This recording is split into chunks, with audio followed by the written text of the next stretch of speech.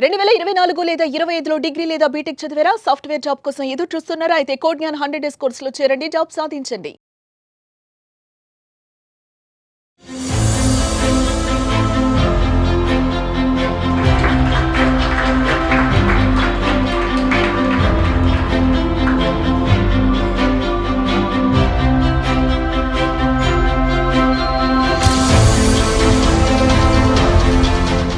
నేను రుచిత కాగ్నిజెంట్‌లో ప్లేస్ అయ్యాను. JFS 20 batch. నాకు ఇంటర్వ్యూ మేలో అయ్యింది. ఇప్పుడు ఆఫర్ లెటర్, బ్యాక్‌గ్రౌండ్ వెరిఫికేషన్ అయ్యి డేట్ ఆఫ్ జాయినింగ్ వచ్చింది. అండ్ మెయిన్‌గా క్లస్టర్ బట్టి ఇంటర్వ్యూ జరుగుద్ది. టెక్నికల్ అసెస్మెంట్ అయినా క్లస్టర్ బట్టి జరిగిద్ది. నాది పైథాన్ క్లస్టర్ వచ్చింది, క్లస్టర్ 2.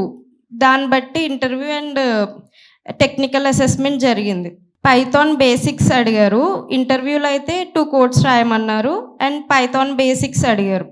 కోడ్ జ్ఞాన్ కోచింగ్కి వచ్చేసరికి మెయిన్గా జావా ఫుల్ స్టాక్ నాది.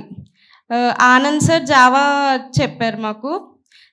ఆనంద్ సార్ చెప్పేది ఎలా ఉంటుందంటే స్టూడెంట్స్ అర్థం చేసుకొని పిన్ టు పిన్ వాళ్ళకి అర్థమయ్యే విధానంలో చెప్తారు, step to step. Anand sir అయితే చాలా మాకు కోర్ జావా అయిపోయింది, చాలా బాగా చెప్పారు. నెక్స్ట్ ఎస్క్యూఎల్ కూడా ఆనంద్ సారే చెప్తున్నారు మాకు. ఎస్క్యూఎల్ జరుగుతుంది ఇప్పుడు. యాప్టిట్యూడ్ కిరణ్ సార్ డీల్ చేశారు. టెక్నిక్స్ అవన్నీ చాలా బాగా చెప్పారు. కమ్యూనికేషన్కి వచ్చేసరికి శ్రీలత మ్యామ్ డీల్ చేశారు. అండ్ మాక్ ఇంటర్వ్యూస్ తీసుకుంటారు మ్యామ్. అవి బెస్ట్.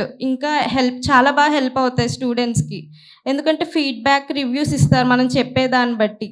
మనం ఎలా చెప్తున్నాం, మనలో ఏమి ఇంప్రూవ్ చేసుకోవాలి, ఏది మైనస్, అవన్నీ చెప్పి చాలా చెప్తారన్నమాట, గైడెన్స్ ఇస్తారు. ఇది ఇలా చెప్తే కరెక్ట్ ఇంటర్వ్యూలో అలా అని చెప్పి హెల్ప్ చేస్తారు. కిషోర్ సార్ అయితే మాస్టర్ క్లాసెస్ తీసుకున్నారు మాకు. ప్రతి ఇంటర్వ్యూ పాయింట్లో అన్నట్లో కోడ్ జ్ఞాన్ తరపున ప్రతి ఒక్క ఫ్యాకల్టీ హెల్ప్ చేశారు, సపోర్ట్ ఇచ్చారు. మనకి వీక్లీ ఏఐ మాక్ ఇంటర్వ్యూస్ ఉన్నాయి. సో అవి నీకు ఎలా యూజ్ అయ్యాయి? అంటే అందులో కమ్యూనికేషన్ వైజ్ ప్రతి దాని వైజ్ రేటింగ్ వస్తుంది కదా, 5 స్టార్ రేటింగ్ ఇస్తారు కదా. దాన్ని బట్టి హానెస్ట్ మనం చెప్పే ప్రాక్టికల్ నాలెడ్జ్ అవన్నీ ఇంప్రూవ్ చేసి దాన్ని బట్టి ఇస్తారు. అది అయితే మ్యాక్సిమం హెల్ప్ అయింది ఇంటర్వ్యూస్ అటెండ్ అవ్వడానికి. అంటే ఇప్పుడు ఇంకా డెవలప్ చేశారు మాక్ ఇంటర్వ్యూస్, దాన్ని కోడింగ్ రాయడము అవన్నీ ఆ పోర్టల్లో. దానివల్ల మనకి తెలుస్తుంది, బయట డైరెక్ట్గా అడిగితే ఎలా రాయొచ్చు అవన్నీ. అలా హెల్ప్ అయింది. ఓకే, ఇంకా ఏమైనా సజెషన్స్ మాకు? చెప్పింది విని ప్రాక్టీస్ చేస్తే మన స్కిల్ బట్టి జాబ్ మనకు ఆటోమేటిక్గా వస్తుంది.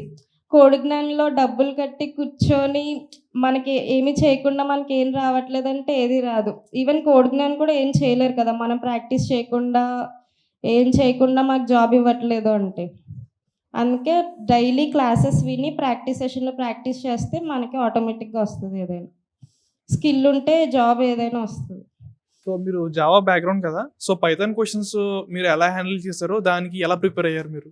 అంటే నాకు పైథాన్ బేసిక్స్ వచ్చు, ఆ బేసిక్స్ బట్టి చేశాను. ఇంటర్వ్యూ కూడా మ్యాక్సిమం బేసిక్స్ మీదే వెళ్ళింది మొత్తం.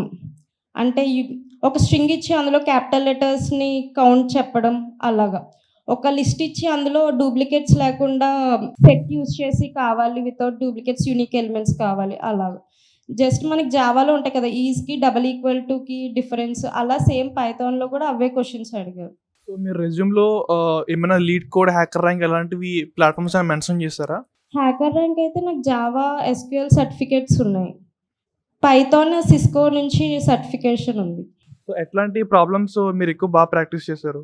మెయిన్గా హ్యాకర్ ర్యాంక్ లీడ్ కోడ్ ఎక్కువ ప్రాక్టీస్ చేస్తే మనకి చాలు, అవి మెన్షన్ చేసుకుంటే చాలు. ప్రాబ్లమ్స్ ఎక్కువ కన్నా మనకు అర్థం చేసుకొని కరెక్ట్గా చేసుకుంటే చాలు.